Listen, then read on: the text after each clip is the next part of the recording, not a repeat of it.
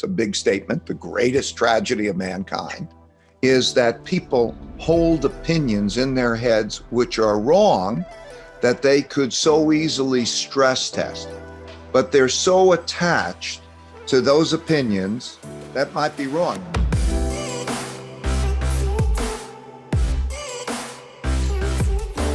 Hey everyone, welcome back to On Purpose, the #1 health and well-being podcast in the world. Thanks to each and every single one of you that come back every week to listen, learn, and grow.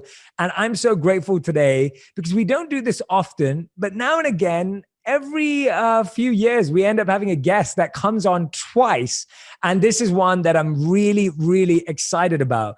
Now, this guest who came on last year completely blew our minds. It was one of our most popular podcasts downloaded last year. So you're in for a real treat.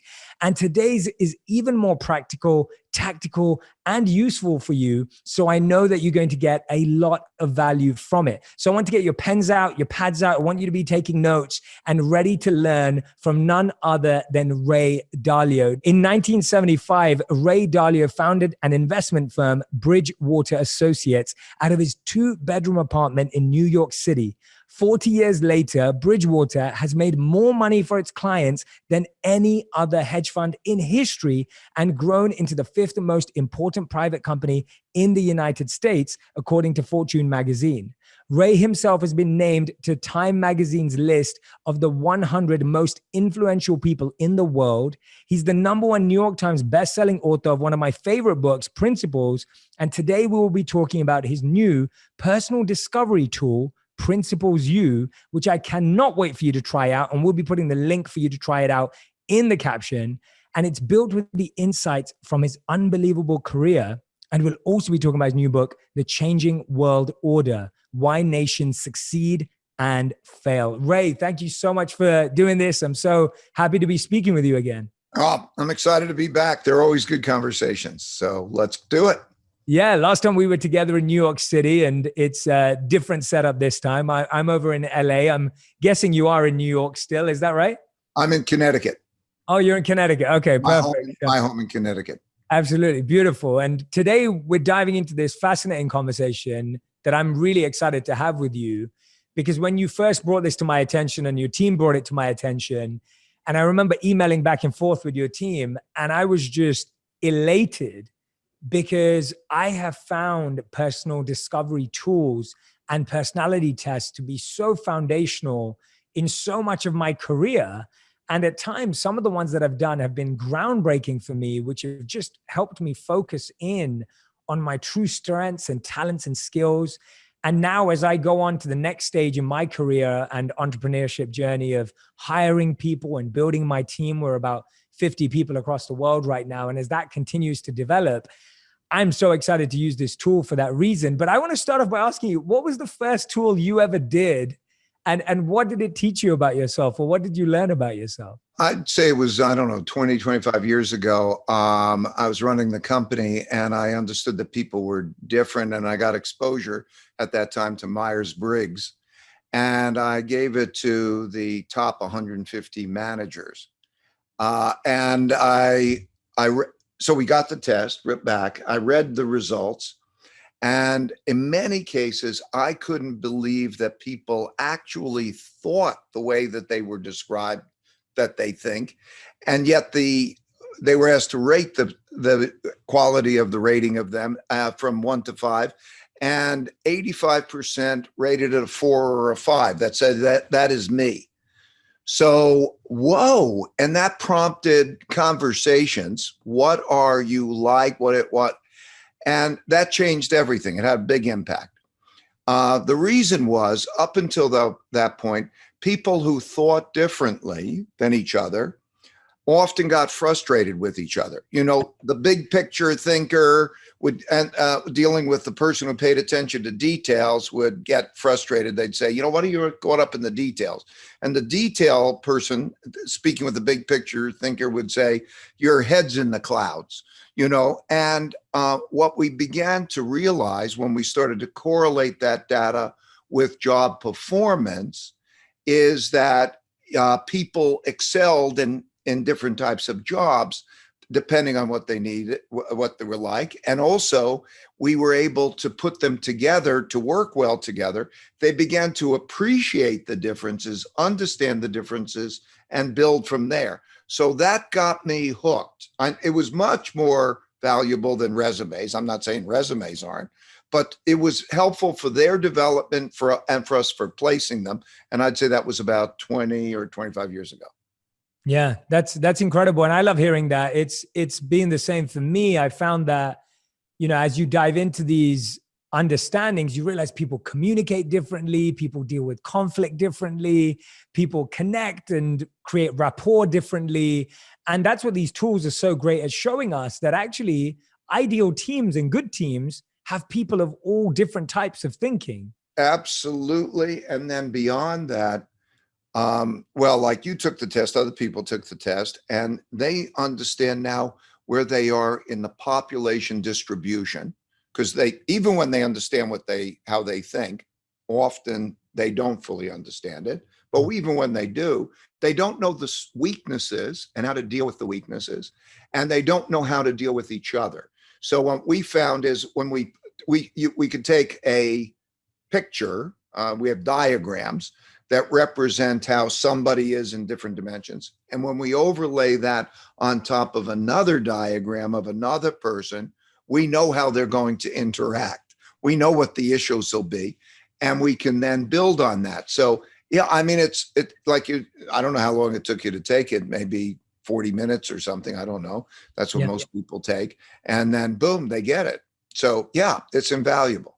Yeah, absolutely. And you've already shared with everyone. I wanted to tell everyone I have done the test, so I will be sharing my results. So I want you to keep listening to this podcast. If you're listening or watching right now, I will be sharing a few insights from the test, from my own reflection and reflecting on it with Ray. So that's going to be really fascinating. So stick around for that. But Ray, I wanted to ask you, how do you start building a tool like this? Because it's very difficult. And as you've seen over the last 25 years since you've been exposed to this, learning, building, you've been hiring, building teams. How do you go about actually building a tool like this to make it as accurate as possible in a way that you're really proud of taking out to the world right now? Well, we started, then I wanted some other tests, and they would give me different dimensions of about a person. So I wanted those different dimensions. And then we would use that data to compare with how they were performing in different types of jobs. And we're going to get into the dot collector later, but that'll be an example. And so we found it very valuable. And then naturally, I was working with psychometricians about this, partially to understand it, and then partially to build it. And what I decided to do was to build one test that would have all that the other tests had, plus some more. And so I brought on these three psychometricians who were fabulous, and we discussed, just built the test. And I'm now at a stage of my life that I'm passing along the things that have been valuable. So I'm passing it along to people for free so that they could take it and benefit from it. Before we share my results and get into my insights, I'd love to hear your advice on how you recommend people approach the questions in this test. Because what I find is that a lot of people, when they're faced with questionnaires like this, they either overthink it, they answer too quickly, sometimes they aren't self-aware enough to really put the best answer out there. How do you answer this in the most authentic, accurate way so that it actually helps you with self-awareness and understanding? Pretty much just relax and do it naturally, whatever feels right. We haven't had much of a problem with people getting either anxious or even trying to manipulate it or anything. But if you just answer the questions in the best possible way, don't worry about perfectionism. There are a number of questions that get at the same basic idea. And so there's some triangulation. Just go with it and have a good time with it. Most people have a good time with it. That's great. Yeah, no, I found that sometimes some of these tests, people are writing down what they think they are versus what they do in reality. And there's that discrepancy of like how we think or how we think we behave but actually when we look at our actions, they suggest otherwise.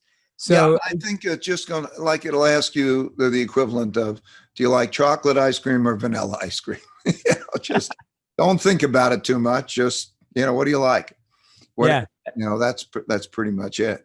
That's a good analogy. I like that one. And what's your hope for people? Like you said earlier, and we're going to talk about this later, about how you're at a stage in your career where you're passing things on that you've learned. What is your biggest intention and hope that when someone uses this, what are you wanting them to get out of it? First of all, discovering of themselves, and then the discovery of the difference in people and the relationships they have with other people to make those relationships better, work better. So personal discovery will help them. They'll know what they have and what they're missing. And by knowing what they're missing, they'll be able to supplement it and be more successful. And then in the relationships with others, those things that might be confusing or frustrating can be turned into being efficient.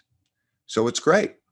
That's what I hope. That's what I hope to give people. That's a great hope. You said to me earlier, I think before we started recording, that you had your wife do it. Does it help in marriage and relationships too? Is it something we can apply to dating, and should be people using it in those relationships? Absolutely. And it also helps you, know how to talk about it. There was a test out there after we did this that one of my daughter-in-laws had us do over a holiday, and we don't use it. It's not part of this test, but it was an example. It was the 5 types of love. Yes. Okay, you know the test. Yeah. And that was a good example. How you speak and interact and what the other's looking for is very, very helpful, very valuable, right? It's 40 minutes. This isn't like a big commitment. So people have also had a lot of fun with it, because when they take theirs and they overlap the others on it and the group, this is what I gave you, and what your listeners are going to be able to take is a beta version of it, which doesn't yet have all of the interactions with others yet built out. We'll have that. And if they leave their names when we have that other feature, we'll get it to them. But we're operating that way, and it's fun. People laugh because we had a group session with family, and I have 4 sons, 4 daughter-in-laws, and so on. And everybody, it was funny because it said, "Oh, that's right. That's how it works, and that's why it works in that relationship." So they can be fun as well as insightful. Yeah, you mentioned to me last week when we were catching up about this that you even sent it to Elon Musk and Bill Gates. Tell us about some of the things that surprised them, or something that you want to share about those reflections that were useful and impactful for you. Well, I wanted to get the profiles of a certain type of person, a shaper. In other words, someone who was great at visualization and then built it out to actualization. So like Elon Musk has done, or Bill Gates has done, or, many people. I can rattle off, but very, very the most successful. And I wanted to get that because I wanted to hire one of those. So what is the pattern of the preferences? Shapers, I call them. What is the pattern of those types of people? I wanted that DNA basically. And that's what I got. So there are all these different personality types, but that shaper has distinctive qualities that only a small percentage of the population has it, but almost everyone who is doing that kind of thing, visualizing a business and I did it also for Muhammad Yunus, who won the Nobel Peace Prize for microfinance. I did it for Jeffrey Canada, who is Harlem Children's Zone, built this fabulous institution for dealing with poverty. The patterns are clear. There's a lot of different personality archetypes in your world. So you have creators, enthusiasts, influencers, givers, organizers, leaders, fighters, growth seekers, thinkers. So anyone who does this test, you're going to find that. And what I found most fascinating was when you start going inside of your, what you call the cognitive orientation. So if you don't mind, let's take a deep dive in some of my results that came out from the test, if that sounds like a good idea for you, Ray, right now. And you can guide me through this. And this is, I consider myself very fortunate, first of all, to be doing this with you personally. So I don't take this for granted. This is like, sitting down with the sage and the guru and the mentor, and to be guided personally through this. So when I look at my interpersonal orientation, so this is my cognitive orientation, how you prefer to think. So my creative is 99%. It's very high. I'm guessing that's a good thing for what I do. You've pursued what you're like, right? And a creator is not better than anything else other than creating, So it may be the opposite of somebody who wants to be really reliable, meticulous, and is really rule following, which can be fabulous for certain jobs. You want those people in certain jobs. So yes, that's your inclination. You like to let your mind go wild, and you want to have great imagination, and you like creating, okay? The act of creating, and that feels true to you. So think of it almost like the food you like to eat. It's not that, if you ate Italian food or Chinese food or Indian food or something, it's not better. It just is a strong preference. Yeah, absolutely. And I would have to fully agree with that assessment. I consider myself someone who deeply is an artist and a creative at heart, but has had to develop entrepreneurial skills to be able to spread that message, if that makes sense. That comes across in the other dimensions of your test, because in many cases, there are these creators who don't accomplish anything. And sometimes they just don't have a sense of the practicality, all that's necessary to be as creative as they can, or to accomplish as much as they can. So it's in the mix. Absolutely. And that's why I found when I look at analytical here, it says you tend to be methodical and process oriented with a tendency to rely on personal instinct when reaching decisions and making choices. So my analytical is 60%, which I love that it was able to be so specific, because I really do trust my intuition in decision making. And I consider myself to be an intuition person. So I like to look at the data, but I like to make a decision based on my intuition, not based on the data alone. Well, you can hear how that sentence that it gave you is so clear, and that your rating is at 60% is so clear, because what it's describing is that you are an analytical person, right? You like to do that. But unlike a person who is totally analytical, who may not then deal with that other dimension that is part of you, that is that other 40%, you have that other 40%. If you were to see that go all the way over to that scale, and you wouldn't have that other 40%, it's a different type of analytical. You understand what I mean? Yeah, absolutely. No, you wouldn't have that intuition. You wouldn't have that subliminal gut intuition element as much. You would be just purely calculating.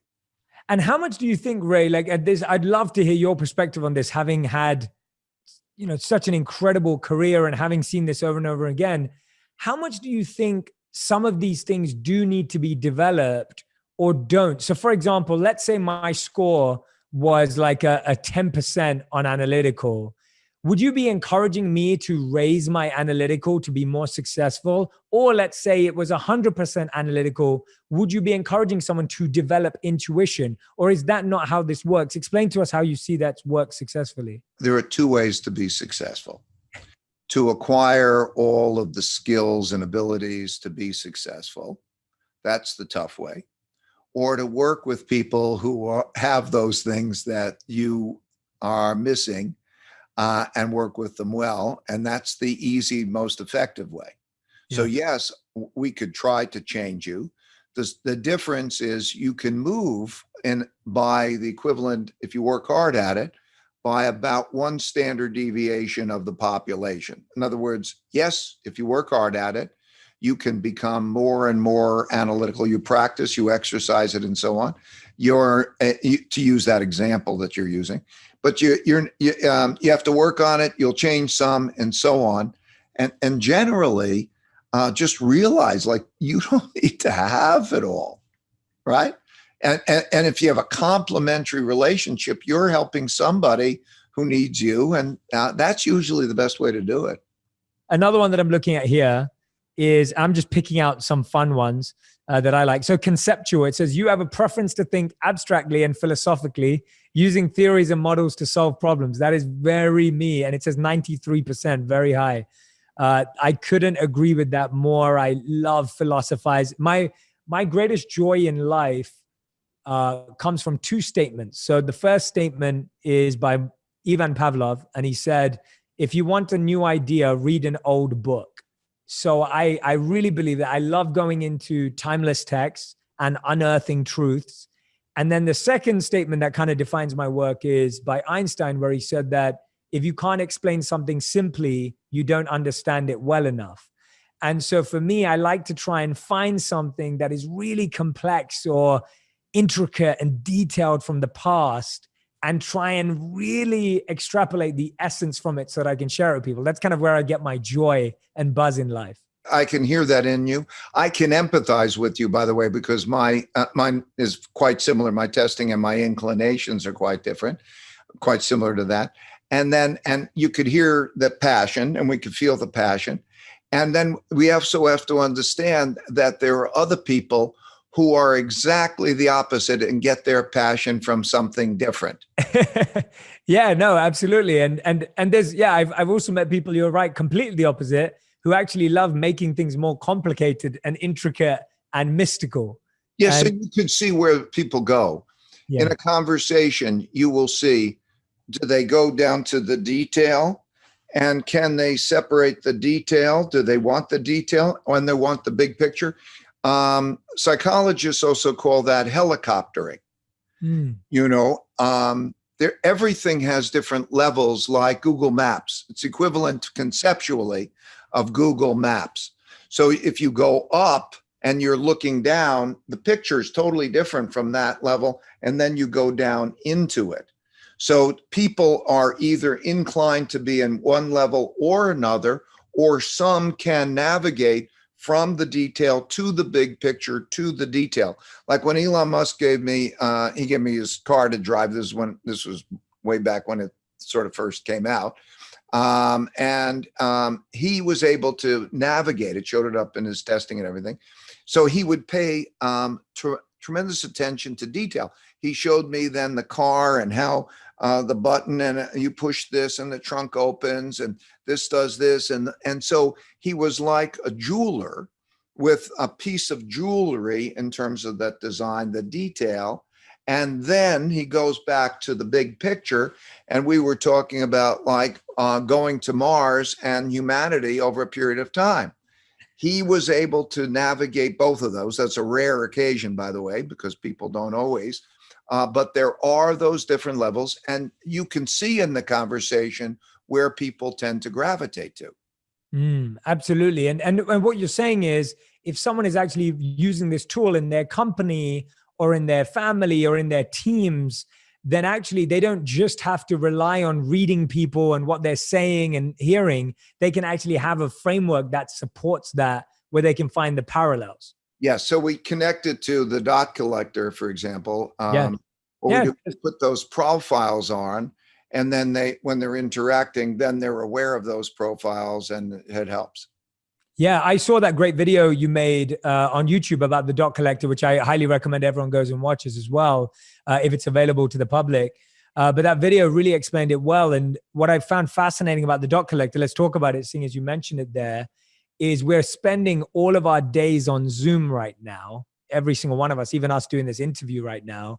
And you were talking about just how there's so many people who have so much to say who are not necessarily even the people speaking at that moment in time. there are so many notes being missed. There's so many in between the line messages that are lost in communication. And you've created this software to be able to actually capture all of that and then share that data in a way that's practical and applicable and actionable. Yeah. I'll give you a little background. I created it in Bridgewater. So people will see it, it allows people to express what they're thinking about people, about what they're thinking on an ongoing basis. And then it allows questions and answers to go back, because what bothered me was only the people who could talk could I get the ideas from. And so there's a big bottleneck. And also I wanted an idea meritocracy, everybody to be able to speak up. And I wanted everybody's thoughts. So that was that. And I also, like the test, wanted to collect the data so that with that data, they could on a day-to-day basis see how what they're thinking. The data is collected so they know how they think again. And also it's been fantastic for daily 360 reviews, because everybody is working with their with others, and they're getting essentially a 360 review simultaneously. So you don't wait to the end of the year for the feedback. You're getting that on an ongoing basis. Now, at this stage of my life, one of the things I'm doing is trying to help others who are running companies and so on. So Eric Yuan, who runs Zoom, and his team runs Zoom, he started it, he's running it. He asked us all to help. And because it had such a big effect on them, he's having it integrated into Zoom. So we expect in January, when you go on a Zoom call like this, there'll be attached to it this dot collector, and it'll allow people to do what I've just described. Yeah, that's awesome. I love hearing that. That's brilliant. I think we need to make our technology far smarter, and it's great to see you adapting so quickly to bringing something out like that that's going to help teams function. Because I'm doing so many corporate events right now. I speak at potentially nearly a company a day at the moment because of the challenges that people are having with their mental well-being, their stress levels, their disconnectedness, lack of engagement of working from home. And I think this tool is one of those that can really act as a huge solution right now, at least in the right direction. To give an example, like, you go in, you have a conversation like this, and there's a group conversation, and you go away and you go on to the next thing, and nothing is saved, and you don't know what everybody's thinking. Okay, that's the way it normally is. Absolutely. That's no good. Okay. Just imagine everything is saved and that it's clear. Just imagine you could take a summary of that meeting and you could pass it to somebody and they could hear whatever they want to in that meeting. And okay, that changes things. So for example, one of the CEOs in a big company who's running it, we did the same thing with him. Then afterwards, we took the printout of what happened in that meeting. And then we went through that point by point and we discussed that. And then it's data that goes in. Data is powerful, you know? Yeah. But some people get a little bit nervous about it and so on. It gets you got to get a little used to it. Because as you know about psychology, we were talking about this before, in every person, there are two yous, right? There's the upper level you, which is conscious, the conscious you, that is, and you could be logical, you could reason. Then there's the subliminal you, which you actually don't get to see. It's not conscious to you. And it has its own inclinations, and it's emotional or maybe inspiration, things that come from the subconscious. And all of those things are operating to determine your behavior. And so by being able to take your analytical you and to then collect the data and use that. So sometimes people have emotional barriers, not that it's logical, Almost everybody who looks at this, these things finds them very logical, but it might get a little bit of used to. Okay, can you give somebody critical feedback? How do you react to critical feedback? Do you want facts? This is another dimension. We were talking about this the last time we talked. Do you want to know what's true? Can you talk about what's true? These are other dimensions to it. So the potential, we're living in a world now in which there's an opportunity to know what's true, evidence-based through data. Okay. Yeah.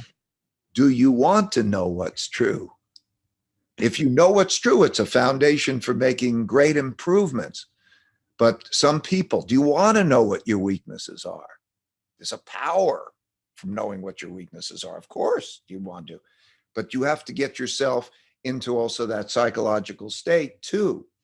So they work together. Like I found the reason my company went from nothing to quite something, as you point out, the Fortune said the fifth most important private company in the country, was that.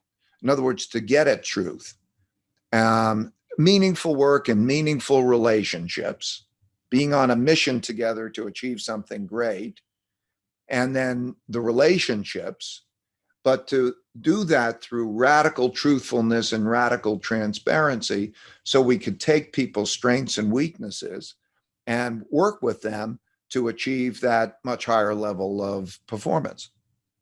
Yeah, no, I'm totally with you. I think having data to measure the subconscious reactions, actions, responses is phenomenal, because that's far more interesting. And actually that conscious version of ourselves has been so conditioned and has become so default that it can often actually hold us back from a completely collaborative team or a completely high performing team, because that's just been the way we've worked for so long. And so all of it is lost in not noticing the subconscious. So that the fact that that's being measured is brilliant. It's really useful.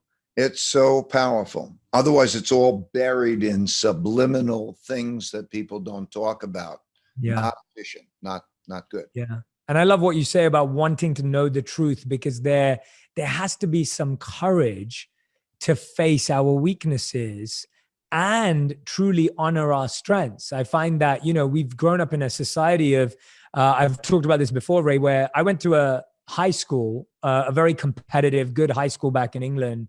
And school would rank us in order of number 1 to number 180 of all the students in every subject every year against our peers.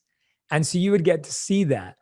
And that was useful, but what was missed there was what you're talking about, this subconscious potential, this hidden potential. Yeah, what people don't understand is that they think how good they are is in that number. Yes. Okay. And what they lose is the power of mistakes and weaknesses. That's why one of the reasons why academic success is very poorly correlated with subsequent success in life. And so people become attached to what they know. I think the greatest tragedy of mankind, it's a big statement, the greatest tragedy of mankind is that people hold opinions in their heads which are wrong that they could so easily stress test. But they're so attached to those opinions that might be wrong. If there's a disagreement, somebody's must be wrong. How do you know that it's not you?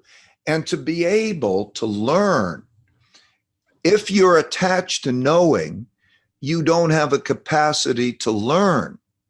If you're curious and you focus in on what you don't know and you're excited about not knowing and learning, then you will learn more and you'll raise your chances of coming up with a good answer. So that whole dynamic, as you're dealing with it, is, am I worthy? Am I good? And I don't want to look at my mistakes. I don't want to look at my weaknesses, is one of the great tragedies of our time. Yeah, I couldn't agree with you more. That's a really bold statement, but you backed it up well. So I'm definitely one who agrees with you. And I want to move back to some parts of my test because I still want to get your insight on it. This one is this section on interpersonal orientation. So how I engage with others, right? And my extrovertedness is 97%. And the definition is you tend to be engaging and outgoing. You thrive at the epicenter of social activities and are socially bold and adventurous. So I'll share something that's interesting about this. I agree with that highly, very much agree with that. At the same time, I love being alone more than being around lots of people. So I get a lot of energy from seclusion and solitude and being in silence. And I crave that almost. And I try and construct my days in such a way that I can have more of that. So I would love to hear your understanding of extroversion and introversion and how what I just shared with you fits together in a very natural way. What happens is you have your natural inclination is to do those things that were mentioned, and it described you very well. And then you, like me, also meditate or understand the power of the rejuvenative nature of that experience. And also, we both meditate. And so we understand that what it's like to go into the subconscious and to refresh ourselves, and how that balance then gives us the energy and the equanimity to come back and to do the other. So that's how it works. You've experienced it, you describe it, and that's basically what it's picking up in you in terms of the excitement. There will be people who will be very different from that. Meditation is something, for example, or going within is something that is beneficial to everyone. But at the same time, when you, there are many people who wouldn't want to do the things that they just described you wanting to do. In other words, you will go into a group, you get your energy with that, you will naturally be there. There are people who are introverted who would say, that's the last thing in the world that I want. So you're naturally, as described, and then also using that in the way that I use that. I'm tested, and I'm very much exactly like you, and I experienced that. I love hearing that. It's very reassuring hearing that from you. And I know that meditation's been a huge part of your practice, and we'll come back to that towards the end of the interview. I want to dive more into that. This was fun. How I engage with others. It says that I am 81% caring. So you have a strong desire to prioritize and support others' needs, are fascinated by their behaviors and tendencies, though tend to be less sensitive to and caught up in their emotions and feelings. So that was interesting to me. I was like, yeah, I consider myself to be an empathetic, caring individual.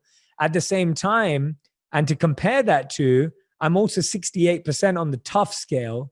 So you tend to be willing to debate your and others' ideas and perspectives, share criticism openly when warranted, but tend to be more diplomatic and nuanced than blunt and direct in your style. And that I fully agreed with too, that I've never believed that being rude or being angry without control, or, to just be aggressive is ever useful, but to really share things in an open way without beating around the bush is really very much needed. So I like that comparison between tough and caring. Well, do you see how it really picked up the subtlety of it?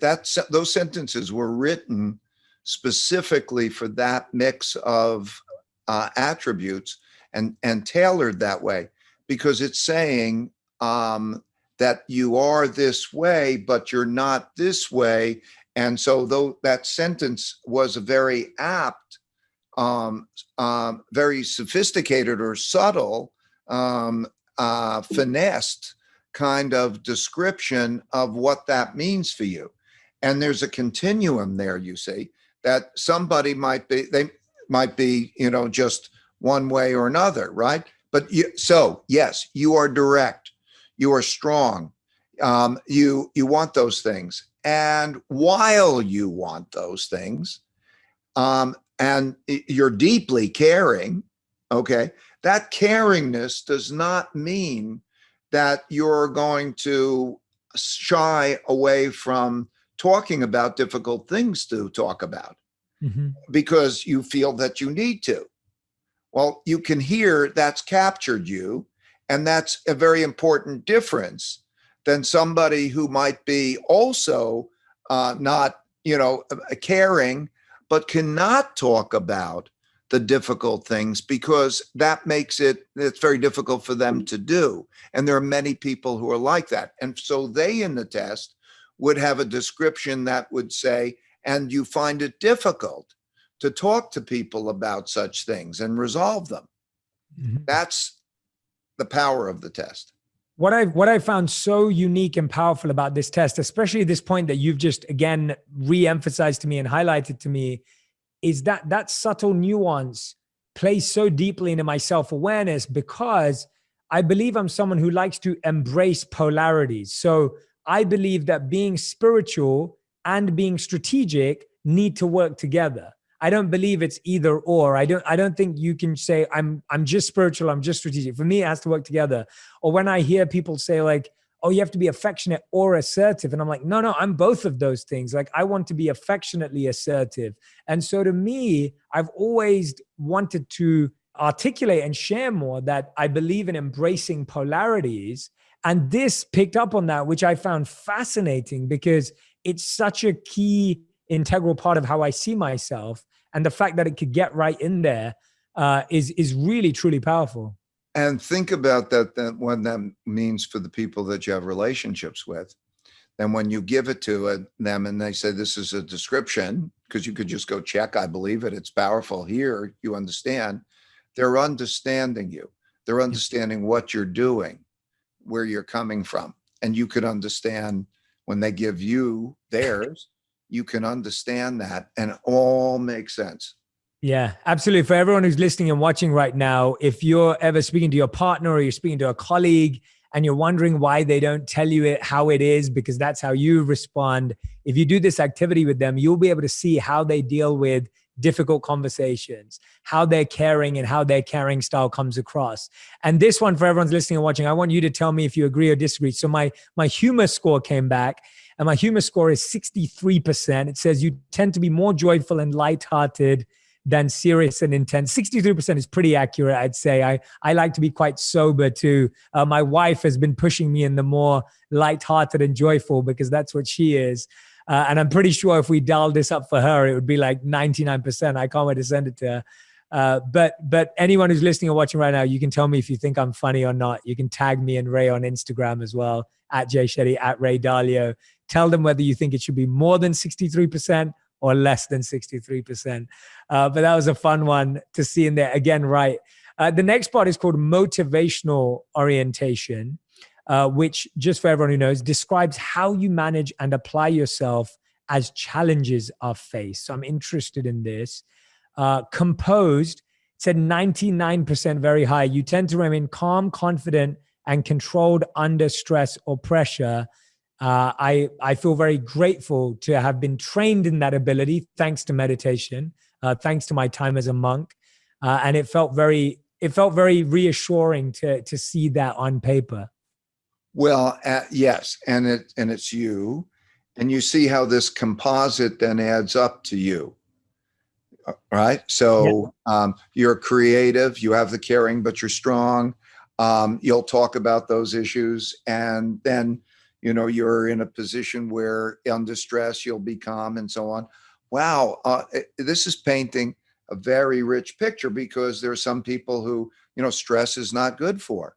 Yeah. And you wouldn't want them to be in that particular situation that you might they need help. Absolutely. And this one really resonates. So it's really interesting. I'll share this with you.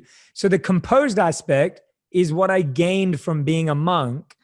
But the next thing I'm going to share with you is what stopped me from remaining a monk. So my autonomous is 99%. So you are independent, self-motivated, and hold yourself accountable for outcomes you experience. But that independence is what broke me out of living as a monk, because I could no longer adhere to the rules and practices and feel that that's how I wanted to share the wisdom. And so it's interesting how experiences in our life help us gain certain skills like that composure, but then also our natural inclination of autonomy, which is very high in me, I know that for a fact, pushes you out of it too.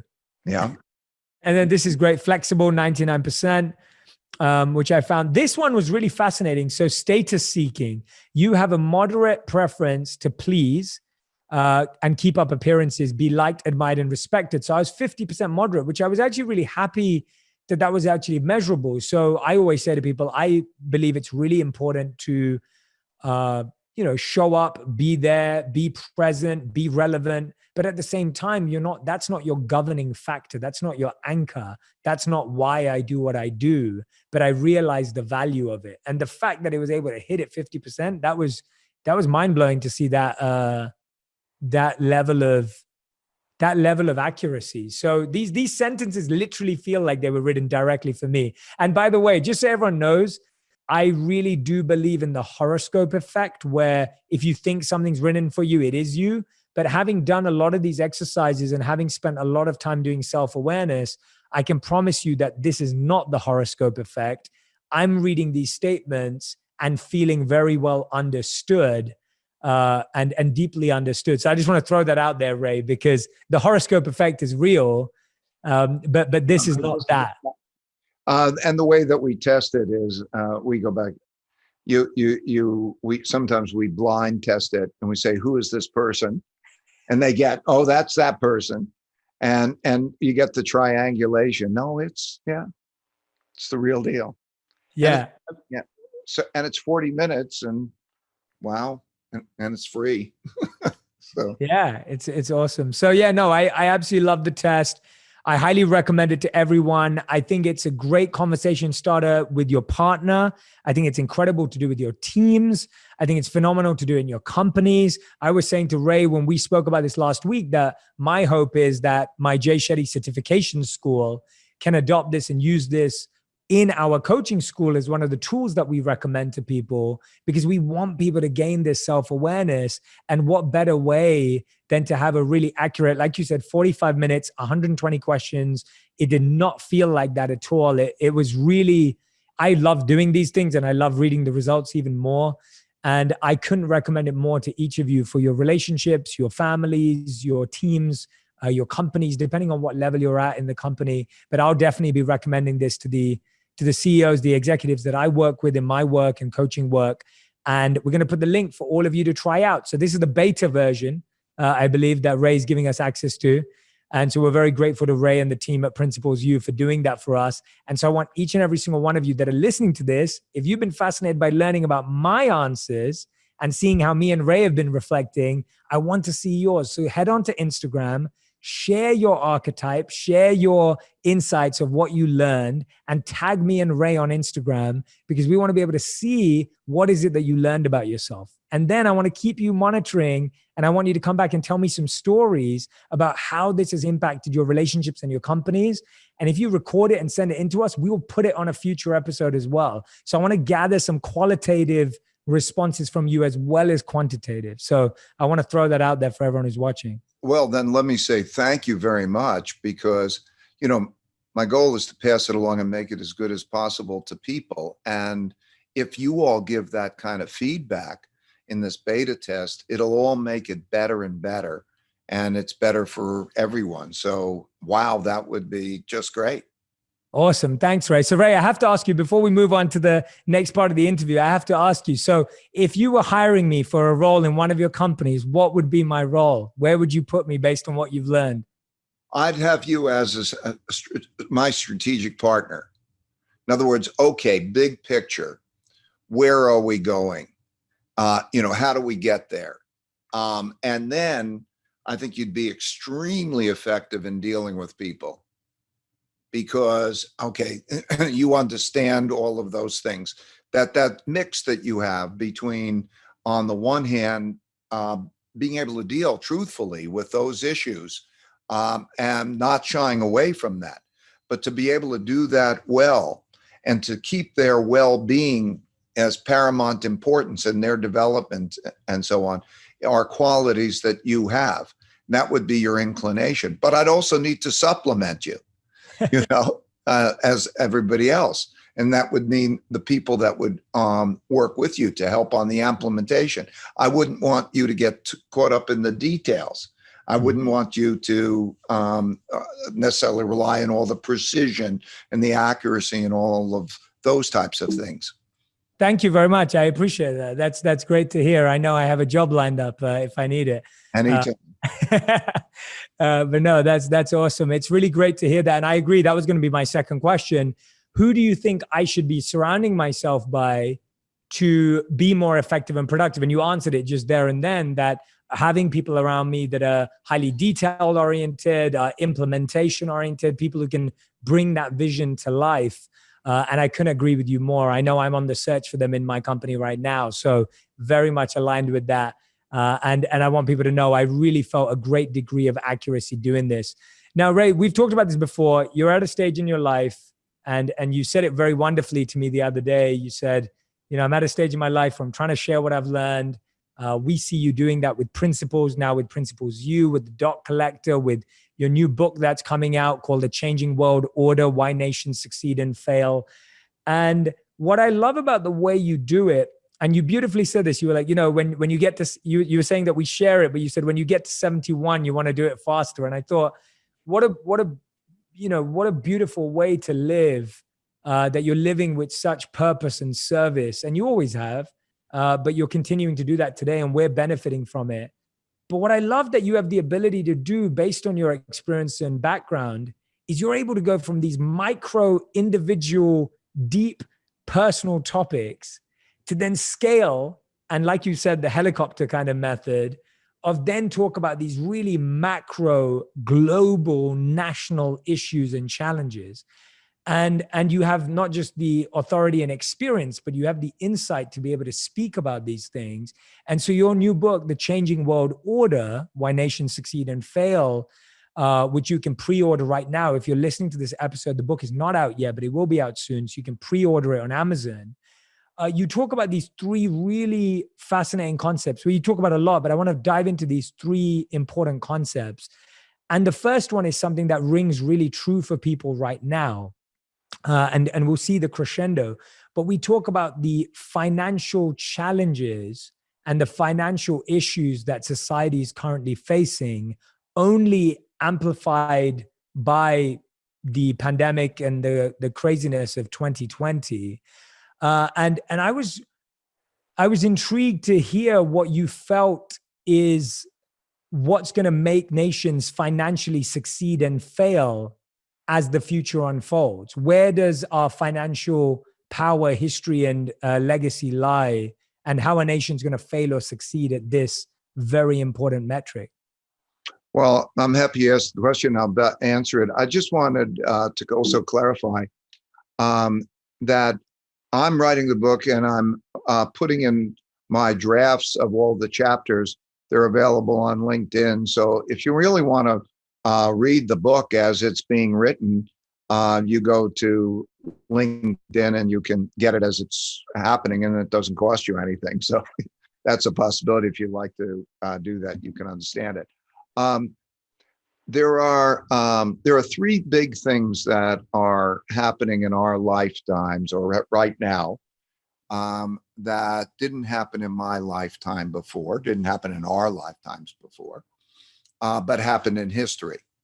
And it was interesting to me over my years that my surprises often came from things that didn't happen in my lifetime, but happened before in history. And those three things that I'm referring to, and by the way, all happened in the 1930s, were first with financial and debt. And that means when there was a lot of debt and interest rates were pushed down to 0%. And in order to stimulate the economy, the governments had to produce a lot more debt, that the central banks had to print money to buy that debt. That coming to the end of a long-term debt cycle is happening now. We're in that era. It has big implications for the value of money and who gets money and so on. And the last time that happened was the 1930s.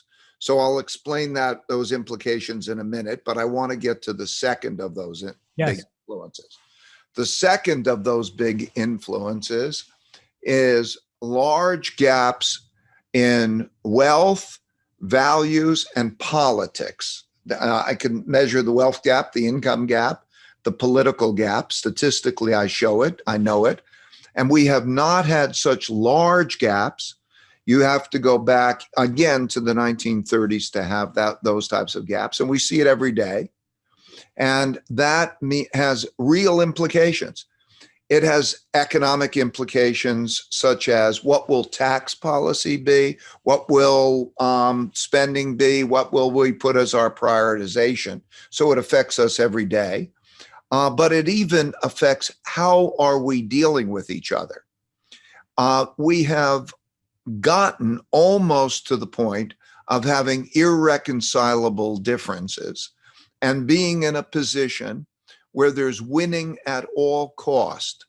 And history has shown that that is a very threatening type of situation, that it's the brink of civil war and revolution when there's not enough respect for the system or enough interaction. So it's a really risky point that we see every day. How should we be? What are our values? What does that mean for taxes? You see it red states and blue states and the differences. And that has implications, financial, economic, and so on. And the third factor is the rise of a great power to challenge the United States as a great power. And that, again, in the 30s, for example, there was the British Empire, and then Germany and Japan rose and were able to challenge, and that led to conflicts and eventually led to war.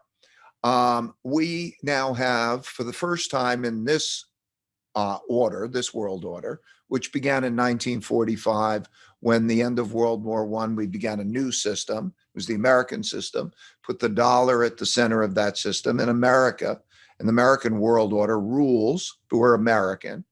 And that is now, there's the emergence of China.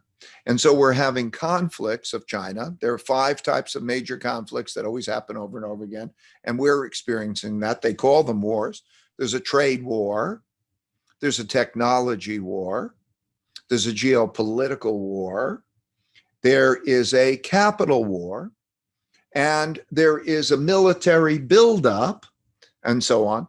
And so how a lot of things are going to happen, how technology will unfold, how capital and trade will be, which will affect us all, is influenced by that. So those 3 things happened over and over again. So I studied the last 500 years of history to see the patterns, and I learned a lot about those 3 things, and how they relate to each other tells us where we are and gives us some good ideas of the risks and opportunities of what might come.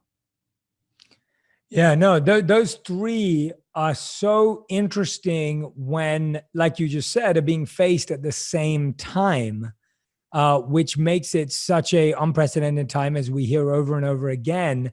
What is the root of solving or finding a solution within all of those 3? Because it's almost like all roads point to like a bad space or like a negative outcome when you hear those 3 things: of financial problems, we're at each other's throats, as you've said, the opposition power rising.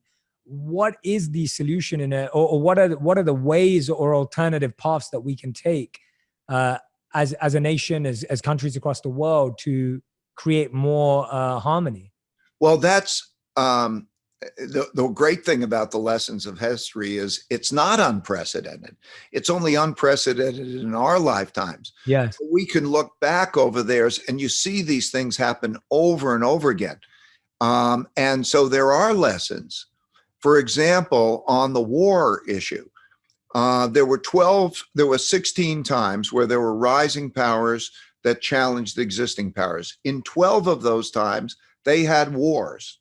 In 4 of those times, they didn't have wars, that they worked it out. And so you could see societies that came close to civil war or wars internationally. The big things are two big things: how the people deal with each other, recognizing whether this is a common challenge, and they recognize the need to find the common solutions through working together to find those common solutions, with the recognition and the horror of knowing what these wars are like. So fear of those wars, understanding those wars. Anybody who went through those wars and saw those things up close knows that they never want to have anything like that again. But unfortunately, those people have passed away. And so that notion of fear, that the necessity of working it together in a non-conflicting way is very important. And the second of those things are skills that so that you can engineer the increasing the size of the pie and dividing it well. What history has shown is that some people are focused in on increasing the size of the pie, but not dividing it well. And so that's a problem. And some people are so focused on dividing it that they don't know how to increase the size of the pie.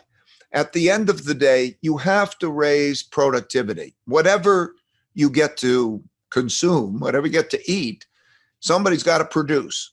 And so productivity has got to be important, while there's also a recognition that that has to encompass most people, so that those most people can be productive and share in that productivity. If you don't have that, you'll have that out of balance and you'll have a problem. So those are the two things: skills and the need to do it together are the two most important that history gives us as a guide. You know where you are. Every day's not a new day, right?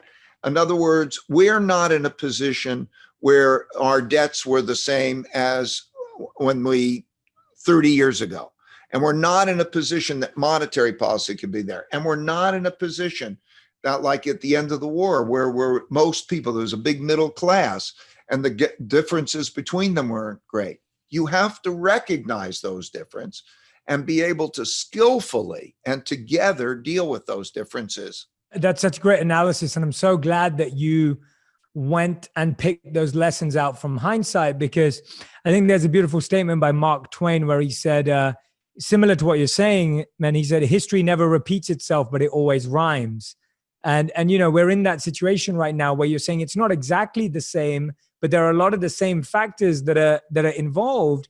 And by recognizing the differences, but still applying the knowledge of the past that we missed out on, I think I'm really hoping that you're speaking to and guiding some of our world leaders in that direction, because it's, you know, I think there's a lot of people who feel, at least from my conversations on the ground, at least feel very helpless and don't know how they can be a part of that macro change.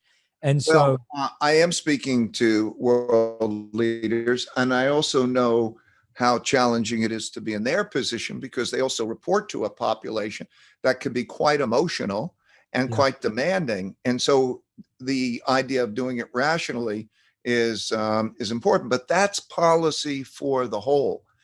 But individuals need to start with taking care of themselves.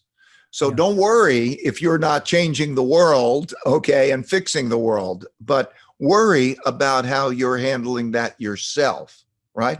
And that means how you save your money, how you prepare to get your financial cushion, how you invest your money, how you treat yourself, but that may be your meditation or your understanding of such times.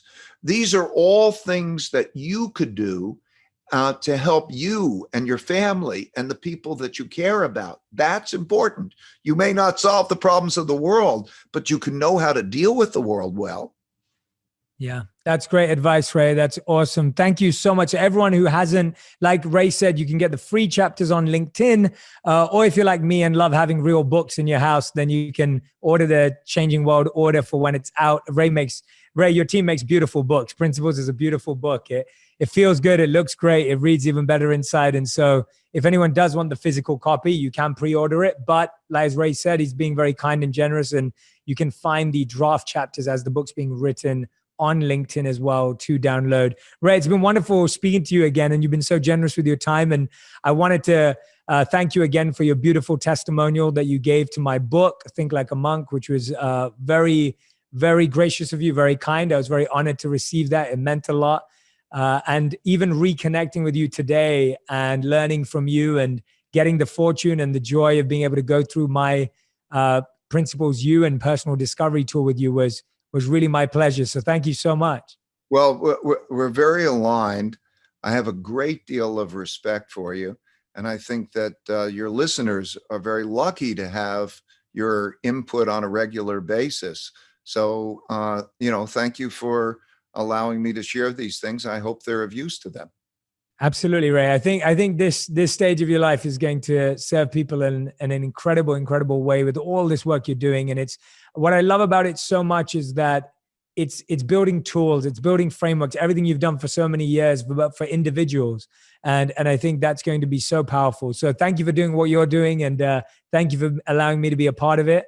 And a big thank you to your incredible team for always encouraging our collaborations. So thank you to them all. Everyone who's listening and watching, make sure you go follow Ray on Instagram and across social media. Please go ahead and click on the link. Do the beta version of Principles You. I promise you won't regret it. And of course, you can pre-order the book, The New World Order, and look out for Dot Collector on Zoom as well. Ray, thank you so much for being here. And we're so grateful to have you as a regular, probably the third guest only to have ever done 2 episodes on Purpose so far. One of those 3 is my wife. So this has been absolutely awesome, Ray. Thank you so much. I'm honored. Thank you. If you want even more videos just like this one, make sure you subscribe and click on the boxes over here. I'm also excited to let you know that you can now get my book, Think Like a Monk, from thinklikeamonkbook.com. Check below in the description to make sure you order today. We're on the verge of connecting our brains with the cloud. And just like our cell phones do a limited amount of computing on the phones, and the majority of the hard work goes from the phone to the edge of the cloud, and then the answer gets calculated there, it comes back to the phone. If I connect with you through the cloud and know your thoughts so intimately, it is an extraordinarily different world we live in, where 8 billion people are connected at a level of empathy like never before.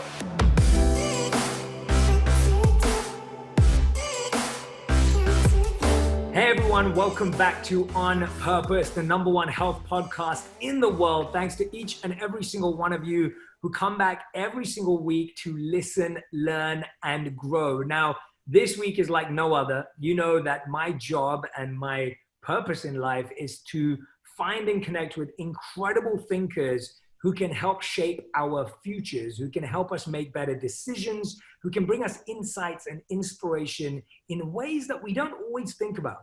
And today's guest is someone that I followed for a very long time, read a ton of his work, and I feel really, really grateful to be speaking with the one and only Peter Diamandis. Now, he was recently named by Fortune as one of the world's 50 greatest leaders. Now, Peter Diamandis is the founder and executive chairman of the X Prize Foundation, which leads the world in designing and operating large-scale incentive competitions. He's also the executive founder of the Singularity University. You know that I talk about the book Exponential Organizations a lot, and a graduate-level Silicon Valley institution that counsels the world's leaders on exponentially growing technologies.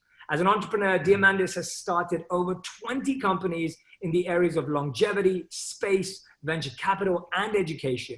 He's the co-founder of Bold Capital Partners, a venture fund with $250 million investing in exponential technologies, and the co-founder and vice chairman of Cellularity Inc., a cellular therapeutics company. He earned degrees in molecular genetics and aerospace engineering from MIT and holds an MD from Harvard Medical School.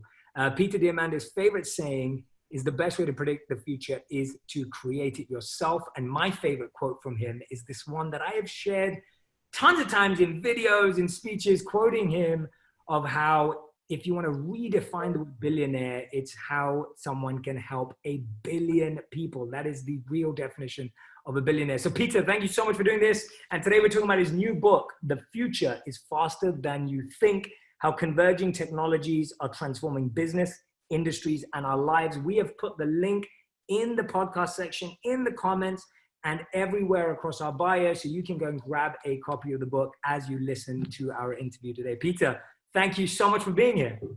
A pleasure, Jay, and thank you for the interview. I'll have to have my mom listen to it so that she can appreciate my bio. That's a really fascinating place to start that you said that. Like, my mom is so sweet. She has my bedroom that I grew up in my home back in London is still the same way. And anytime I do anything that she's impressed by, she'll like put up a picture or fan art in the room. And Same. And I'm so grateful for, having such a beautiful, supportive, loving mom. And I grew up from a family of doctors. Both my parents were immigrants from the island of Lesbos in Greece. And it was always expected I'd become a doctor. And it was so like, I told my mom when I was about age 9 or 10 that I was going to become an astronaut. And she said, "That's nice, son, but you're going to become a doctor." And I was like, "Mom." And so there was always this expectation, and she wanted that for the best of me, right? She knew that was a great profession. My father was a physician. She should have been, could have been. And she's extraordinarily supportive. But, I remember years after I finished medical school and I was running my companies, she would every once in a while ask, "Is there any chance you might go back and practice medicine?" I was like, "No, Mom, it's not going to happen."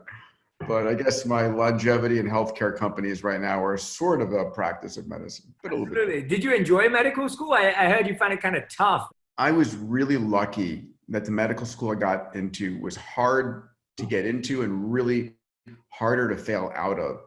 I was running 2 companies my last year of medical school, and it was a situation that was much more akin to how can I say, getting through medical school to graduate for the purpose of making my family happy, not necessarily because it was like the most important thing in my life. And a lot of things that I spend time on right now, and I think you and I share this in common, is helping people discover their purpose, right? Because my purpose wasn't medical school back then. It was opening up the space frontier. It was helping humanity become a multi-planetary species. And I watch and I realize how critically important finding what Salim, my partner at SU, talk about, helping people find their massively transformative purpose. And there's a great quote that I love. Mark Twain said, "There are 2 important days in your life, the day that you were born and the day that you found out why." And so that's super cool. Yeah, I actually wanted to share with you. So I was very fortunate. When I was at Accenture, they would invite Salim to speak fairly often. I'm sure you've spoken there too, but when I was there, I remember him coming, and that's when I got exposed to exponential organizations and MTP. And it was MTP that actually helped me find my MTP, which was making wisdom go viral. And that actually came from studying MTP in the book. And so it was, it's been very, very deeply connected with how I kind of found articulation of my journey. So share a bit about that MTP, because I feel like so many people are looking for their purpose and they're looking for their passion and they're looking for their calling, but MTP really nicely defines it, I feel, in quite a unique way. Just let's just start there before we go. So I think, Jay, I think that there is nothing more important than finding a person's purpose, an individual's mindset, right? It's like your mindset is everything. Your mindset for me, and the mindsets that I teach are an abundance mindset, an exponential mindset, a gratitude mindset, a purpose-driven mindset, a solution-driven mindset, because how your mind thinks and processes information ultimately is the most important thing. You take away all of the wealth that Jeff Bezos, Elon Musk, Bill Gates, whomever you want has, and you leave their mindset with them, they will reaccumulate that wealth. They will create a major impact on the planet with that. So mindset is first and foremost critical. When I talk about a massively transformative purpose, I think about this as first and foremost, what is the impact you want to leave on the planet? Not necessarily what makes you happy, what do you want to do, what is it that is the purpose of your life? And I think about your MTP as the canvas upon which you're going to paint. And your MTP, for me, my MTP was making humanity a multiplanetary species, opening the space frontier. That was my first one. And I'm very clear with individuals, you don't have to have just one in your life. It doesn't have to last you your entire life. It doesn't have to be perfect. You can change it tomorrow. You can change it next month. It's important for you to try one on.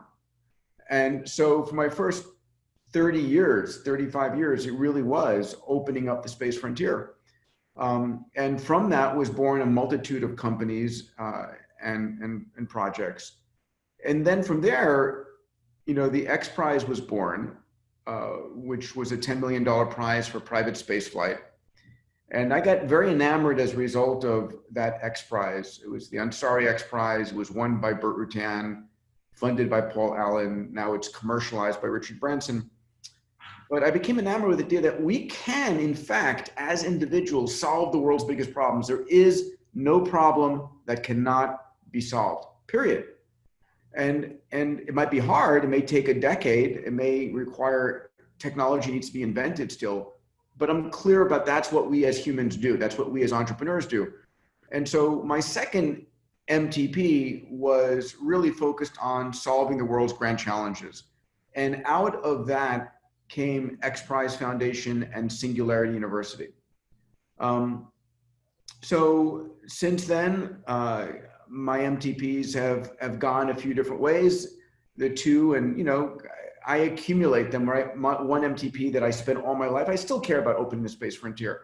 I still care about grand challenges, but then I've become very enamored of late with really extending the healthy human lifespan. How do I add 10, 20, 30 healthy years on a person's life to make 100 years old than you 60? And then inspiring and guiding entrepreneurs. So the MTP is your canvas, and then I think about your moonshots as sort of targets on that canvas that you'll go after. And I've just, I found too many smart people who honestly aren't sure what their passion is.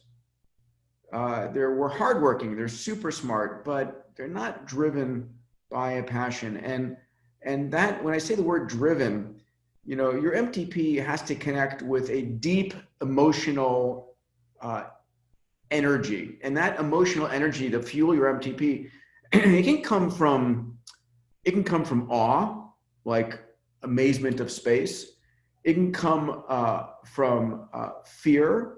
It can come from being pissed off of an inequality. It can be, come from a sense of just deep-seated childhood desire to create something. But there's got to be an energy level there, because doing anything big and bold, any moonshot you take, is ultimately going to be hard. And sometimes, as I like to joke, there are overnight successes after 11 years of hard work. And so at 3 o'clock in the morning, making another dollar is not going to fuel you. It's going to be making a difference in the world, making to use Steve Jobs' phrase, making a dent in the universe. Yeah, absolutely. Absolutely. And one of the things that I love that you said there was around, you got to try it on. And the reason why I love that is because we don't even buy a piece of clothing without trying it on. We don't place a piece of furniture in our home without positioning it and trying it. And it's funny that when it comes to passions and purposes, we're trying to figure it all down on paper, but we rarely try it on, like physically just put it on and go, how do I look in this? How do I feel in this? Does it fit? Does this need to be adjusted? And it's like, that's the same mental process that it takes to find your passion and find your purpose. You got to try it on. And you said that, I love that. So thank you for sharing that very, very subtle but powerful advice on how to think about our purpose and our passion. And I really want to dive into the future with you today, because what I love doing is, you're fascinated by certain things, and I want to follow your fascination so that we can unravel it for my community today. And I guess the biggest question, I used to live in New York City, and about 2 years ago, I did this little mini, just quick social experiment. I went out on the streets of New York and I stopped people at Madison Square Garden and Times Square and Madison Square Park. And I would just go up to people and be like, what are you most scared of? Like, what are you most worried about? And I literally got 3 answers. The number one answer was the future, right? People were like, I worry about the future. Another top answer was money. I worry about money. And the third one was like, I worry about my kids. And it's funny because all 3 of them are so aligned. Like, you worry about the future, but you also worry about how much money you'll have in the future, and you worry about your kids' future right now. When the future is faster than we think, what is it about the future that we fear so much? And when we're listening to you, you're like, the future is actually even faster than you think. Should people be more worried? Or is that like a wake-up call and an alarm? It was about 8 or 9 years ago. I just published my first book called Abundance. The future is better than you think.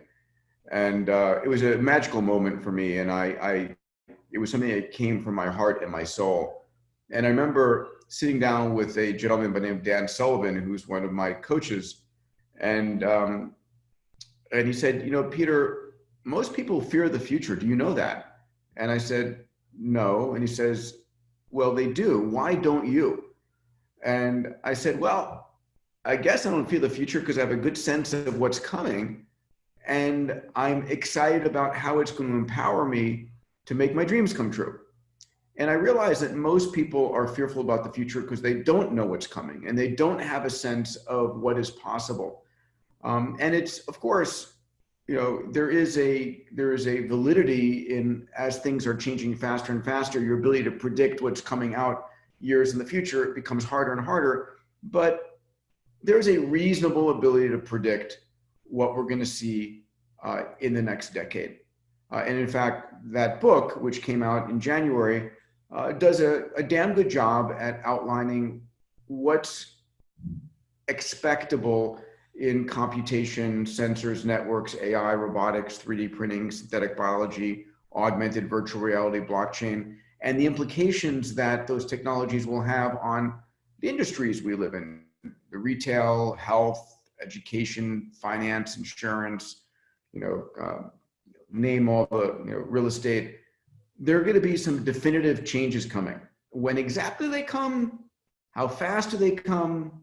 There's some variability, but we can be clear, we're going to have autonomous cars. We're going to have flying cars. We're going to have Hyperloop-like services. We're going to see higher and higher quality 5G with VR and AR transform how we interact with ourselves and our environment.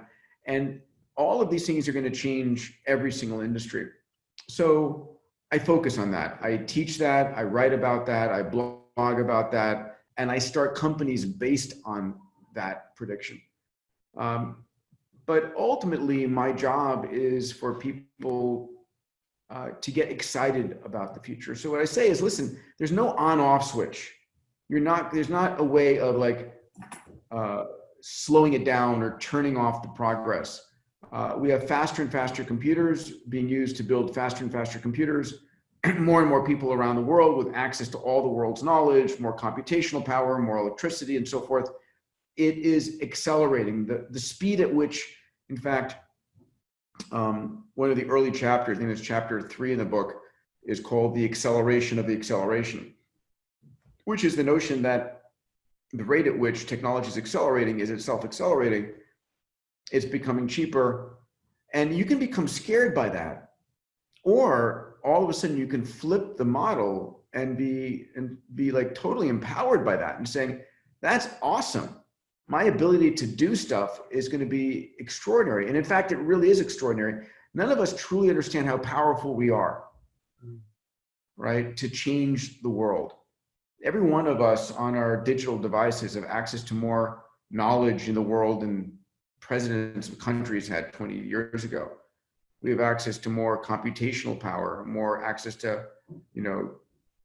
name it, pick it. We're demonetizing, making cheaper and effectively free, and democratizing, making available to everybody, all of these things. So what are you going to do with it? This goes back to the original question of what's your MTP? if you've got all this power, which we do, what will you do with it? What impact will you leave on the planet? And that's a really powerful way to look at it. It's, you're spot on that when you see all this access, but we also know that humans make bad choices when they have choice. We also know that when you look at the studies around, I think what's that famous study that they did with like the jam jars in like the supermarket store. And when humans have more choice and more information, the majority of us are not good at processing all of that. And therefore we find it overwhelming, right? And we get overwhelmed, we feel pressurized, and then we tend to make bad decisions. And you say it in your own words, you say we haven't had a hardware upgrade in our brain in over 200,000 years. Do you think that what part of our brain is not upgraded and kept with the advancement in technology that we've created? And what part of it's faulty or needs to be adapted out? So the challenge is that our brains are limited, as beautiful as they are and as brilliant as they are and what they've created. Our ability to process the information that comes into our senses is very limited. Our eyes, ears, touch, all of our senses are getting probably thousands of times more data than we can process. And so over the course of millennia, it's not just for humans, it's for all animals, we've created what we call cognitive biases. And these cognitive biases come from the ability of the brain to use shortcuts. And so, for example, there is a recency bias. If you've heard a whole bunch of data, the data that you heard at the end before you make your decision, the most recent data is got higher impact to you than the original data. There's a negativity bias. We pay 10 times more attention to negative news than positive news, which is why all of the news on TV is so bloody negative. Don't watch the news. I don't. We can get to that conversation. There's a familiarity bias. We're tending to credit people who look more like us or are more familiar from our own tribe, so to speak. And there's all these biases, and these biases were made up to enable you to deal with a massive amount of information in the most efficient fashion. And the amount of information impacting us is exploding. It's not getting less. When you look at it from that perspective, it's and by the way, I agree with you, and I'm glad you brought up the biases. I actually recorded a podcast a couple of weeks ago as one of my solo episodes, which was all about. I picked 10 of them. I know there are tons, but I picked 10 of the biases, and yeah, it's interesting that that's actually done to protect us, but now through technology, we're allowing ourselves to extend our reach and our understanding. I mean, you've got 2 8-year-old boys, and it's like, I wonder as a father, I'm not a parent yet, but I always find that when people are parents and you have 2 8-year-old sons, that your worry bias and your like security bias changes. And that's what I hear, at least. And so I'm fascinated to hear about what you're excited about for their future and what you're wary about for their future as well. Yeah, I'll update it. They just turned 9 last weekend, so they're halfway to 18. They're fraternal twins. And I think about that. I am so digital in my nature, living and breathing in a digital world, but yet when I see them glued to digital devices, I have a debate in my brain, like, is this good? Is this bad? They need to be digital natives. I want them to love this, but I want them to love the outdoors. And so I go through this, I don't know what the best approach for them might be. So that's a challenge for me. For me, they're far more open to the world than I was. I lived in a very contained environment. And so it's like, what's the right thing? All of us, anybody who's a parent, is constantly gathering lots of different models and trying to evaluate what is right. But I think ultimately I'm clear that I want them to be good human beings. I want them to be empathic. I think we don't have enough empathy ever. I want them to find their passion, not my passion, not their mother's passion, their own passion, and use that to light their fuse. I want them to become able to ask great questions. I think it's ultimately the quality of the questions we ask in life that are the most important things. So that's really fundamentally, and I want them to learn the benefit of working hard. The notion that, you can be lucky, but the majority of times, the things that I've done in my life that have been successful, like I said earlier, they're overnight successes after 11 years of hard work. Yeah, it's nice hearing that vulnerability with the kids, because it's nice how it just comes back to those essential kind of like fundamentals. Yeah, the essential fundamentals that impact everything. And it's interesting because I remember when I was this is probably about, I don't know, maybe like 7 years ago, and I remember I went to a talk that was organized by the Financial Times, and it was Eric Schmidt, and I don't know, you probably even know Eric. Well, I know Eric well. Yeah, yeah, exactly. So I was just thinking, yeah, so Eric, and I can't remember who did it with. I need to remember. Anyway, so it was about the book, How Google Works, and the book was fantastic, one of my favorites also. And his partner who was with him, I can't remember who it was. I need to remember. Anyway, he was sitting with someone, and that person was asked a question from a person in the audience that said, well, what do you think we should be working on? And their partner said, well, the world's going to be owned by data. So 7 years ago, he said, everyone in the world should become data analysts. And if you become a data analyst, then you will be the most successful person as life goes on. Now, I like what you said differently there, that actually you want your kids to follow their passions, not your passions, not your wife's passions. Tell us about some of the skills that are going to be more valuable moving into the future, and how people can apply their passions to those. Because I feel like you see it more as a synergy between the two, as opposed to like for example, I love data, but I'm not a data analyst, and I get data and I use data, but that's not the skill I focused on. When people say, well, what technology should they get into? What industry should they get into? And, I say, number one, they should get into what they love. It's become clear about what are you passionate about. And along those lines, it's really important to understand the problem in that area more than anything else, because the technology is constantly changing. Right? The technology is constantly being updated, upgraded. And if you become an expert in a particular technology, that technology is going to no longer be here some single digit and years from now. But if you're an expert in the problem space, the problem is going to still be there, or elements of the problem are going to still be there. So how do you become an expert in what hasn't worked and the problem space so you can apply new technologies to it? I think that's an important set of thinking there. Again, part of me is teaching the kids.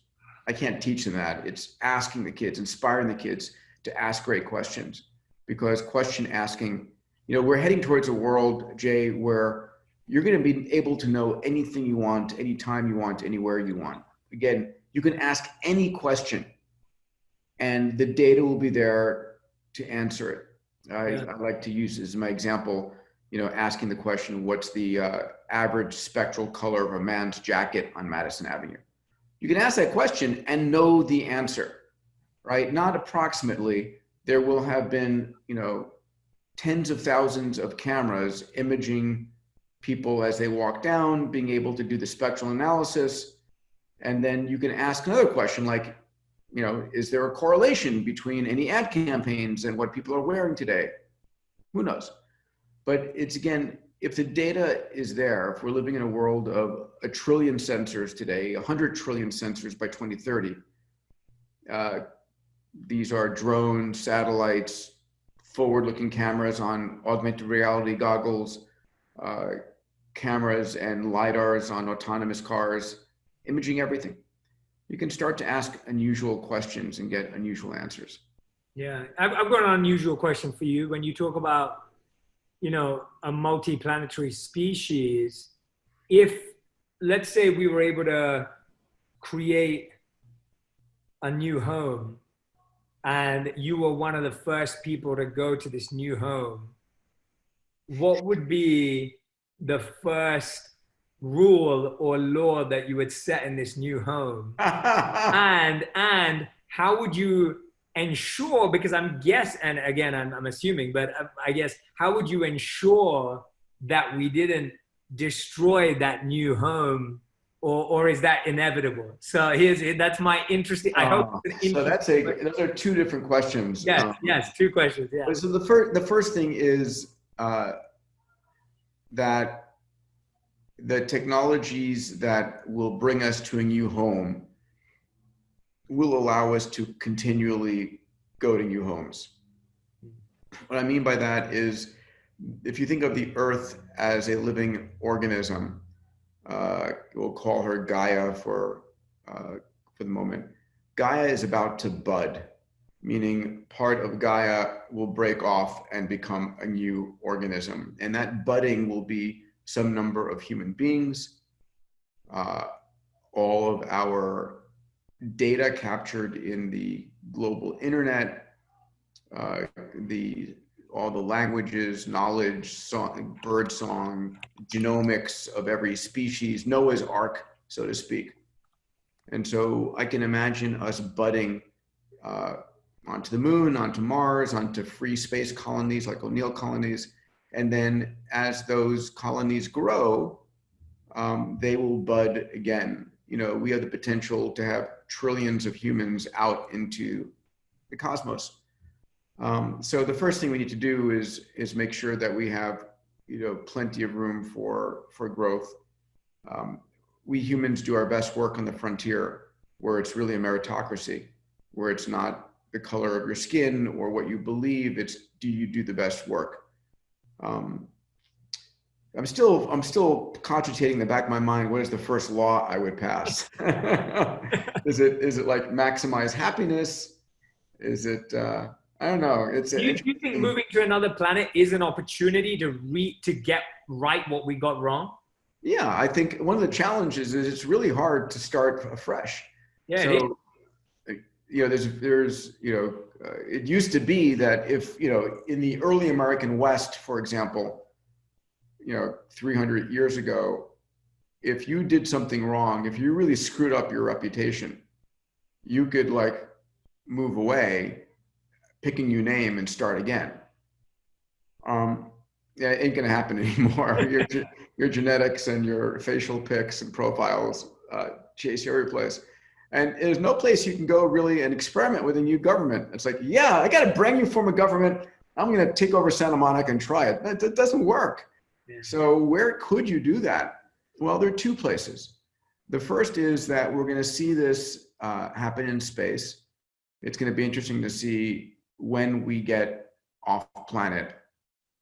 Is it going to be a government like the United States or China or Russia or whomever who says, oh, well, we're bringing our jurisdiction with us? Or is Elon or Bezos going to say, no, we're starting tabula rasa and we're creating something based on these first principles. I paid for it, my first principles here. The other place that's going to happen sooner and have a lot more opportunities in the virtual world. I think we're going to end up in a future in which a lot of us are going to live multiple realities in the actual world, but we'll have a persona and a set of friends and a existence, profession in the virtual world. So my friend Philip Rosedale did this early on in Second Life. Yeah. But it's now truly going to become much more powerful.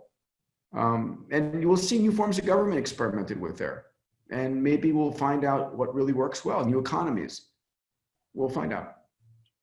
That's fascinating. I'm loving where this is going, by the way. This is like, I'm totally in on every question I'm asking. I'm genuinely just like, I'm intrigued now. Where is the, two questions again. The first one being like, are there any civilizations or structures that you find fascinating for creating these? Like, are there any civilizations you've studied over time? Like, is it the Greeks? Is it the Romans? Is it the Egyptians? Is it the Mayans? Is there any tradition or old or new that you think got parts of it right that you're fascinated by, and there doesn't have to be? or even a football team. I don't know. It could be anything. Listen, I think there are elements of societies that have gotten things right. I think, American capitalism and democracy got a good approximation. I think there's a lot that is broken right now, but there's a chance to get it right as well. I think the ability to have a different type of representative democracy where if you have to vote on an issue of space and you don't know about space, rather than in a direct democracy voting on it yourself, you can assign that vote for space to me because I'm tracking it and I think I know who I want to back. Right. So there's lots of ways of reinventing the voting system. There's lots of ways of reinventing the economies. I think there's going to be the use of AI is going to play a very important role. But what's really interesting about the future, Jay, is far different from anything we know today. Mm-hmm. And this is the concept I write about in the back of my book called a meta-intelligence, mm-hmm. which is that we're on the verge of connecting our brains with the cloud. Mm-hmm. And so our brains have 100 billion neurons, 100 trillion synaptic connections. Everything you ever heard, seen, feel, thought is resident in those synaptic connections in this couple of kilograms of tissue. And just like our cell phones do a limited amount of computing on the phones, and the majority of the hard work goes from the phone to the edge of the cloud, and then the answer gets calculated there and comes back to the phone, that we're going to connect our brains to the cloud itself. Folks like Elon Musk are working on this, Brian Johnson, Facebook, Google, I'm sure every major government is in some way, shape, or form too, of how do you augment a person's intelligence? And all of a sudden, if I can connect my brain to the cloud and you can connect your brain to the cloud, and everyone who knows our work connects to the cloud, if I connect with you through the cloud and know your thoughts so intimately, it is an extraordinarily different world we live in, where 8 billion people are connected at a level of empathy like never before. And people go, that's a crazy idea. Well, let me remind you that you and I both are a collection of 30 trillion individual cells connected and working together. I see myself as Peter. I feel like Peter. That's my consciousness. That's my ego. But I have every one of my cells in my body is alive and processing. That's an incredible thought to have, of if we were able to connect our brains to the cloud and then share empathy and even just look into each other's thoughts and figure that out. And by the way, I'm totally positive about the future. I'm an optimist, and I'm definitely with you all the way. I ask questions because I'm just always intrigued by and by the way, your answers so far have been great. I look at going back to that second life statement in the virtual life, which I love that distinction you made, that we'll have a second go on another planet, but more realistically, very early, more sooner we'll have it in a virtual world. It reminded me of this very famous Seneca quote, which I just pulled up here, where he said, "We suffer more in imagination than we do in reality." And I wonder how much our mental health becomes harder to manage when we deal with a virtual life with virtual consequences, which obviously, like a dream, feel very real, right? And you're now living that, and then you have to come back to reality and deal with that whole parallel universe thing going on right now, and your mind being able to process that. Where do you find the role of mental health in allowing the average individual to manage that? Because I feel like there are, and I'm not saying that there are different levels of thinking in the sense of some people, there are different capacities of thinking. Some people's minds can stretch over that idea, and some people are looking for that simplicity. Where do you find someone's ability to manage their mental health when they're now dealing with rejection and failure, both in the virtual world and in the real world? I have two immediate thoughts there. Number one is, I think if you showed the average life of a person today to someone who lived 100 years ago, they would not be able to cope. Yeah. I think that we live such a frenetic life of infinite entertainment, going from phone call to Zoom to meeting to all of this stuff, that they would be like in paralysis analysis and being, oh my God, that's crazy. But yet we do deal with it. And I think we evolve social norms. We're not evolving genetically at a rate, but we're evolving culturally. The second thing is, and I spend a lot of time thinking about this, we are all going to evolve a version of Jarvis from Iron Man. Where Jarvis is an AI software shell. I'll take it. Yeah, is gathering. And we have that, right, in Alexa and in Siri and Google now. It's the early versions of that.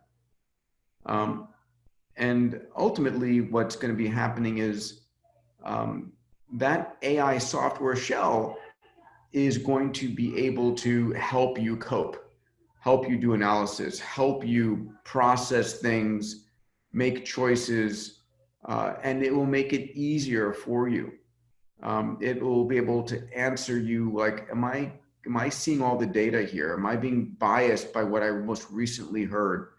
Because AIs, unlike humans, can expand to a massive amount on the cloud.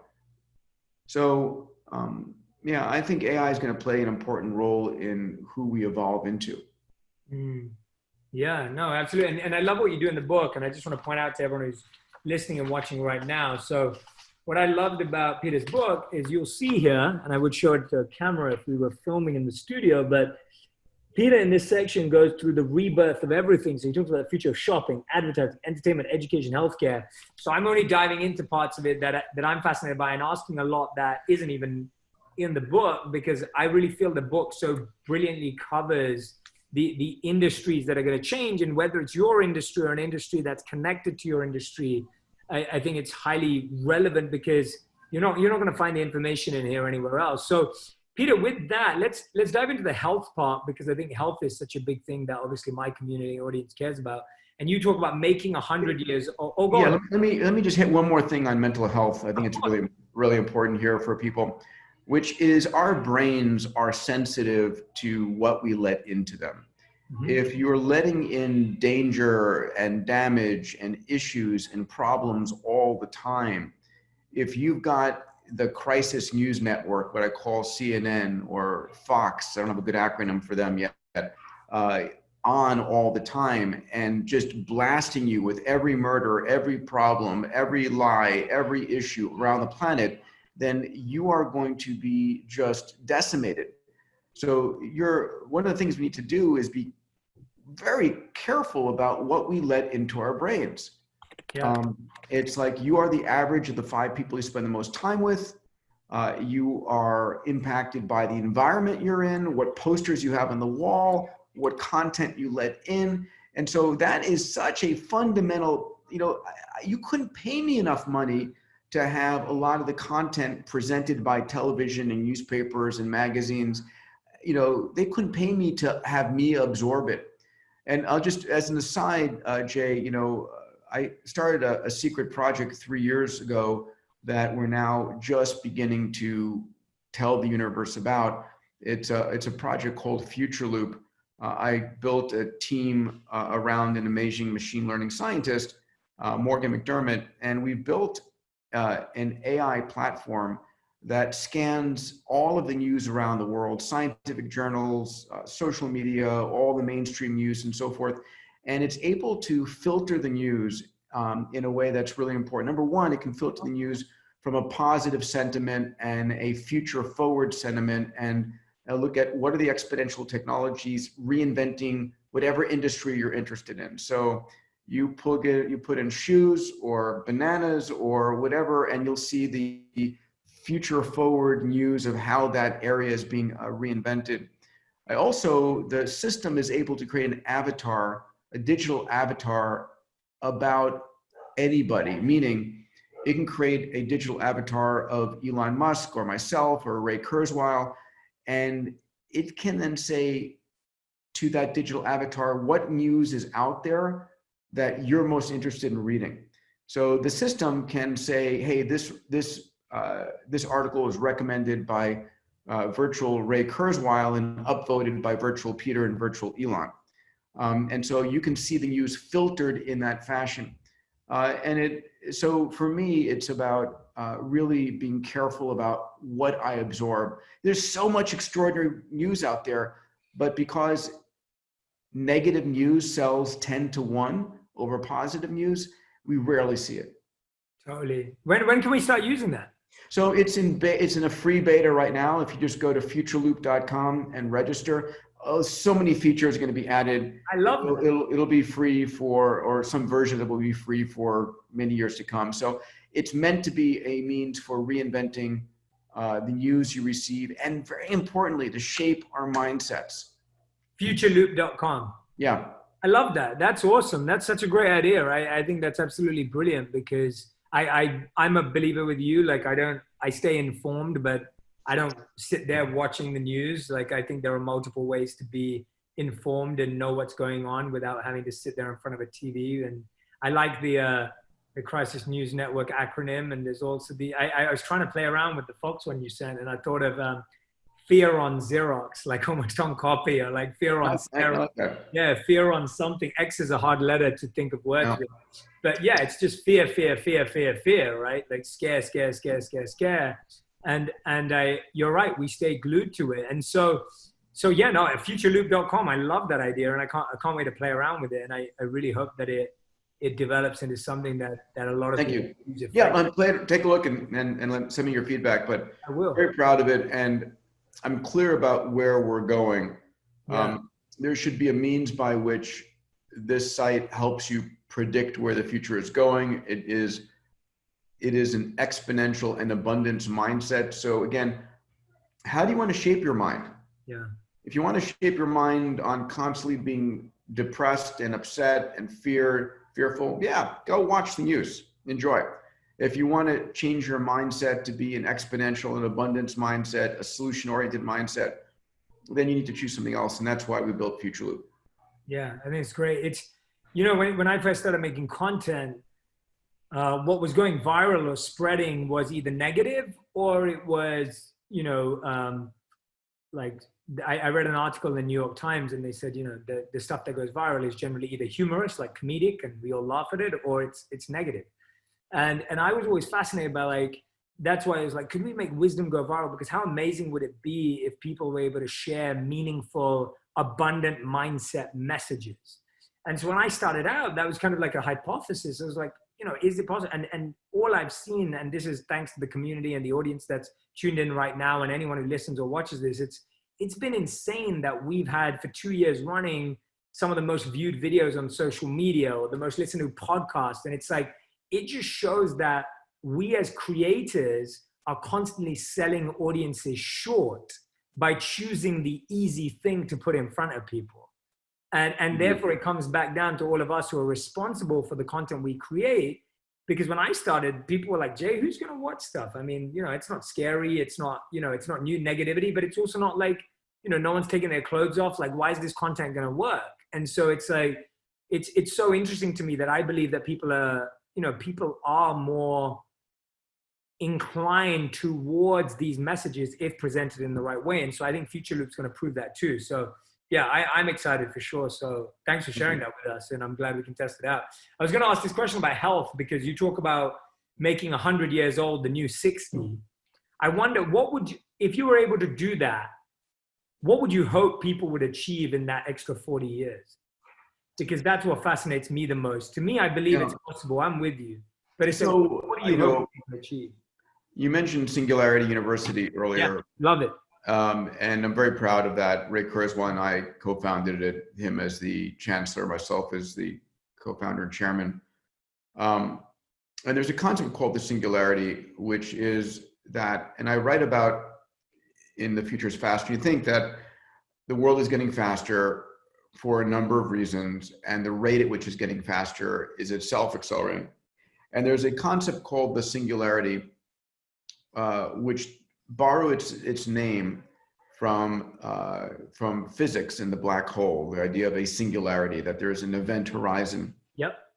And thus singularity is a moment in time in the future in which the rate of change is so fast that it's impossible to predict what happens next. And ultimately, Ray's prediction of when that will occur is the late 2030s, right? So early 2040s. So, think about that. It's 20 years away from now, 25 years at most. And if that's the case, then we're living in a time where we're not far from having everything possible, where we have nanotechnology and AI and 3D printing and all of these technologies enabling us to make our grandest dreams come true. So I want to live long enough to see that. I think at that point, everybody becomes a creator, the ability to make your grandest dreams come true, solve problems and such. So I think that's part of the equation. My other vision, and I spend a lot of time in companies that are about stem cells and exosomes and Wnt pathway manipulations and a whole slew of different companies. But I think a lot of it is living your full life's potential without having the suffering, right? And it's how do you, at the age of 100, have the aesthetics, the cognition, the mobility that you had at 50 or 60, and you're not in a wheelchair. We're actually enjoying our lives. It's because right now we really have sick care. We have no health care. That's so true. Yeah, I mean, I'm hoping that with that more time, and you also talk about how, we're going to have more wealth. I think you say in the book that we'll have 10 times as much wealth. In a decade, we're going to create more wealth than we have had in the last century. Sorry, that's what you say. It's, with that more health, with that more wealth, I wonder what's going to help us use it wisely. Because I always feel like having more isn't great if you don't know what to do with it. And I wonder, how do we help people and ourselves know how to be prepared for that more responsibility? Because I feel like whether it's wealth or greater health, all of that is a gift. And it's almost like what we do with that gift is what makes it useful. And I feel like you sound optimistic that we will do something useful with it. I do. I think people, part of my purpose is helping people find their purpose. And I think people who have found their purpose are able now to solve more and more problems. The reason that the world is getting better at an extraordinary rate, and a lot of my work is showing that we are creating more and more abundance, is that people can find and solve problems greater than any time ever before. And there are more and more entrepreneurs. And, this is by almost every measure, making the world extraordinary. Of course, I'm not irrational. There are reasons to fear. But on the whole, even though between 1900 and 2000, we had World War I, Spanish flu, World War II, Great Depression, Vietnam, and 150 million people died, the world still got better at an extraordinary rate over that century. And I think that's going to continue. Yeah. Yeah, absolutely. Things have moved so fast. And your reminder for us that it's accelerating even further is another reason why we need to stay attuned. I think anyone right now, and you're so right, you said at the beginning, there's no on and off button. So sitting here and complaining about the future or being negative about it or hoping that things would slow down or hoping that this technology is going to disappear, that's not going to happen. I'm sure people wish the internet never happened and social media never happened. It's going to keep happening. And I think, it's better to know what's happening and be prepared than to try and hope and pretend like it's not happening. So before we dive in, Peter, to the last two final fast rapid fire rounds of this podcast, I want to ask you, is there anything that I haven't asked you that you're feeling like you really want to share with this community and audience that you think is useful for them? We talked about mindset. We talked about the idea of shaping the news that comes into you. I'll offer out that those who are interested in following my work, I put out a blog every Sunday called, if you go to diamandis.com, my last name, you can sign up for it. And I really focus on how to help people view the world through this abundance and exponential mindset. Otherwise, no, pal, I'm good. Let's dive into your last two. I love that. Awesome. No, and absolutely. I think everyone should subscribe to the blog. If you can't, diamandis.com. And that's free, right? Every Sunday. Yeah, that's available to everyone. Yeah, absolutely. That's awesome. I love that. Okay, great. So this is our rapid fire round where we have quick answers. So each of these are fill in the blanks. You got to fill in the blanks. So the first one is technology should always create abundance. Nice. When you hit a brick wall, knock it down. I only invest in people. I have no tolerance for huge egos. Nice. Being an entrepreneur means solving problems. Ineffective companies are ones that do not evolve. Oh, nice. To understand people is to know their passion and purpose. Nice. Great answers. Very impressed, Peter. Very, very impressed. I don't think we've ever had anyone do them all that quick and that well. So that's, and no cliche answers either. So very impressed. Okay. These are your final 5. These are rapid fire questions, which means you can answer them in one word or one sentence. We may dissect if I want to, but I think you're going to do a pretty good job. Give it a shot. These are your final 5. The first question, the one lesson you feel helped you the most throughout your career? To follow my dreams, and making a quick buck was a waste of time. Nice. Okay. Question number 2. What do you want to leave your kids with that you didn't have growing up?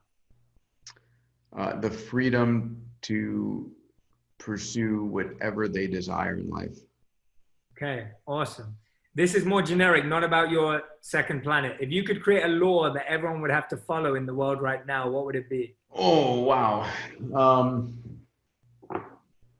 Man, back to the laws again. I love laws. I think laws, when we think about making laws, the reason why I like the question is not. So, Jay, I have a whole set of, I call Peter's Laws. I don't know if you know that. I didn't know that. Yeah, I've sold hundreds of thousands of these posters when I was in college. A friend of mine put on the wall Murphy's Law, if anything could go wrong, right? I was so angry at that because it pissed me off. I went to my whiteboard and I wrote, if anything can go wrong, fix it, to hell with Murphy.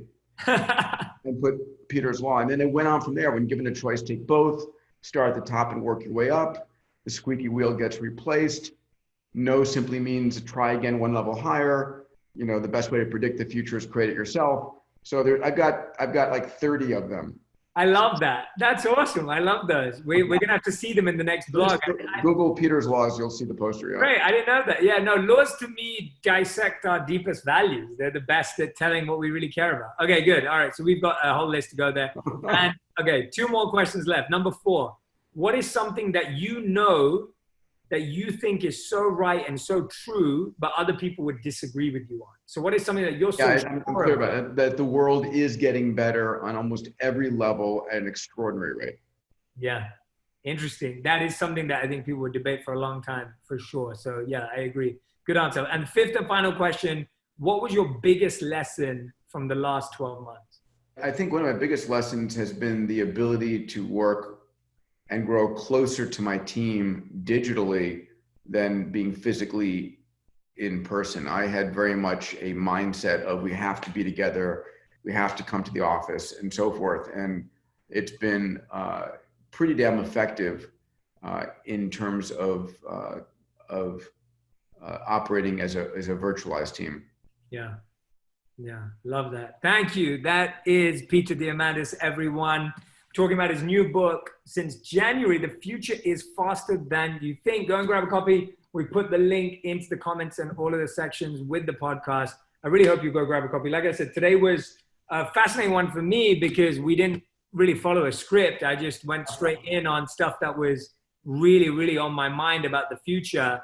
And that's what I love that you get to do that with Peter. But in the book, like I said, Peter actually breaks down the future of advertising, the future of education, the future of health. It goes deep into it. So whether you want to understand an industry that you currently work in, an industry that you're fascinated about, an industry you know nothing about, it's important to know what's happening in the future. So you may just go on the internet and look at trends of 2020 and 2021, but it's, you know, this is totally beyond that. So I hope you all go and grab a copy. And Peter, thank you for your time today. And I'm excited to be in the same room with you, man. This is like... Thank you, Jay. Well, I look forward to doing this again and physically connecting as well. I wish you health and happiness and all. Thank you, Peter. Thank you so much. And love to your family as well. And really, really grateful to connect today, finally, after a long, long time. Thanks, pal. Awesome. Thank you. If you want even more videos just like this one, make sure you subscribe and click on the boxes over here. I'm also excited to let you know that you can now get my book, Think Like a Monk, from thinklikeamonkbook.com. Check below in the description to make sure you order today.